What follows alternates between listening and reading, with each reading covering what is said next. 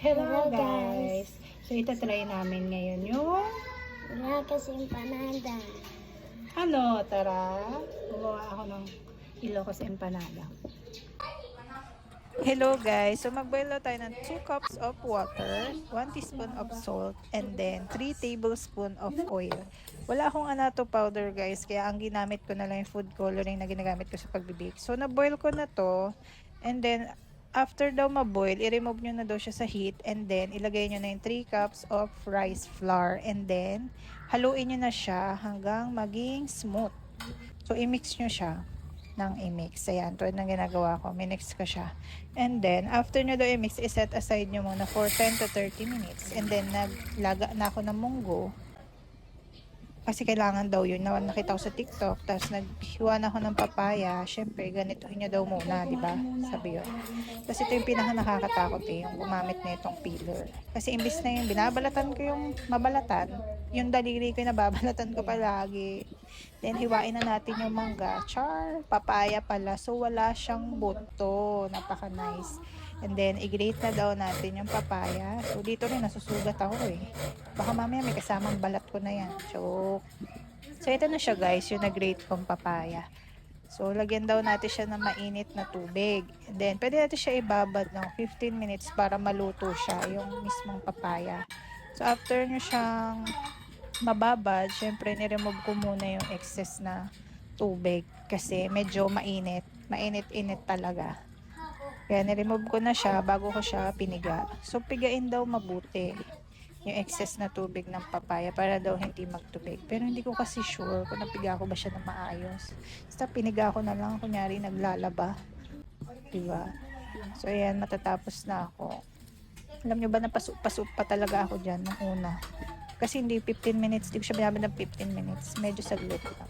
So, para magkalasa siya, lagyan nyo siya ng salt and pepper. So, medyo nagutom tayo dito, guys. 3 PM na pala, hindi pa ako makain ng lunch. So, kain muna tayo ng nilagang manok. Favorite ni Gabi. So, ayan, naglaro muna kami. Abay, naintay namin yung longganisa. Kasi wala pala kami longganisa. So, ito na siya. Pinirito ko na siya kasi para luto na siya sa loob, diba? Pag nagprito. So, naglagay ako ng oil dito sa plastic na gagamitin ko. Tsaka sa kamay ko. Kasi para hindi dumikit yung dough. Tama ba yun? First time ko lang to ginaya ko lang din yung nakita ko sa TikTok eh. So, dahil wala tayong rolling pin, guys, ginamitan ko siya nitong cling wrap ko. So, i-flat daw natin yung dough. So, ang hirap na, struggle Bakit ganyan yung itsura? So, yan, dinugtungan ko na lang para maging ganyan yung itsura ng dough. Then, naglagay na ako ng papaya. So, hindi ko na tinagyan ng asin kasi low salt tayo. Makasama natin mga bata at saka mga senior. And then, naglagay na ako ng munggo. At saka, syempre, maglalagay na tayo ng longganisa. Syempre, damihan natin, no? Parang masarap pag madaming longganisa, eh. Yan. Lagyan ng space sa gitna kasi doon natin ilalagay yung egg mamaya. So, yan. Maglalagay na tayo ng isang buong egg. Then, fold na natin. So, dito kinakabahan na ako kasi baka tumagos yung itlog. Hindi nakikita ako, napapanood ko ganito. Pinagamitan nila ng plato para makorte daw yung empanada. So, tcharan! Ang galing, diba? Then, fold daw sa gilid. So, parang perfect, diba? Then, remove nyo yung excess na dough kasi magagamit pa natin yung mamaya. And then, i-sure nyo na hindi siya butas. Pero tignan nyo yung una kong gawa. Nawasak! Pero ito, pangatlong beses bago ko na perfect tong empanada na to. At tingnan nyo, napaka-crunchy niya, diba? Hello guys! So, nagluto kami ng Ilocos empanada. Tara. Ilocos empanada. Ano? Tara. Hindi natin masarap yung gawa ko. Tingnan natin. Ito siya. Mainit pa rin. Aray mo. Aray ko. Aray ko. Ano ka? Yan Ano yan? So, gusto mo i-try? Susuka. Suka. May suka tayong ginawa. Gusto mo ba suka? Lagyan mo konti Ilang daw. Try ni Gabi. First bite. Mainit. First bite. Lasa. Sarap? Wrap. Oh. Second bite. Mainit kasi.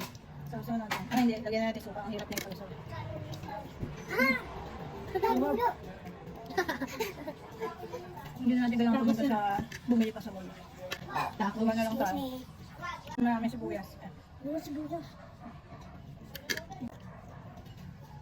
Hindi ko alam kung ganito talaga yung lasa niya. Nang Ilocos yung panahon.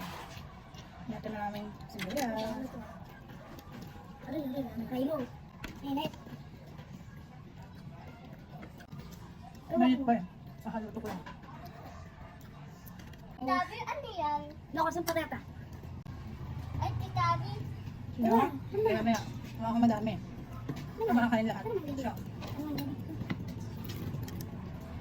Tabi, ano to? Salok mo kaya? Salok mo. So, anong masasabi mo? Dami. So, craving satisfied na naman siya. Direct pa. Sige, rate niya daw. Sige na.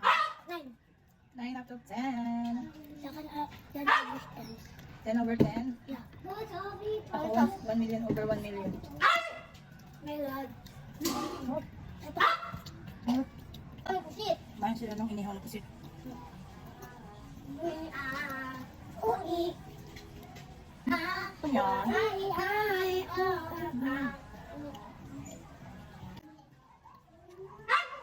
Marami na. Makatusok ka.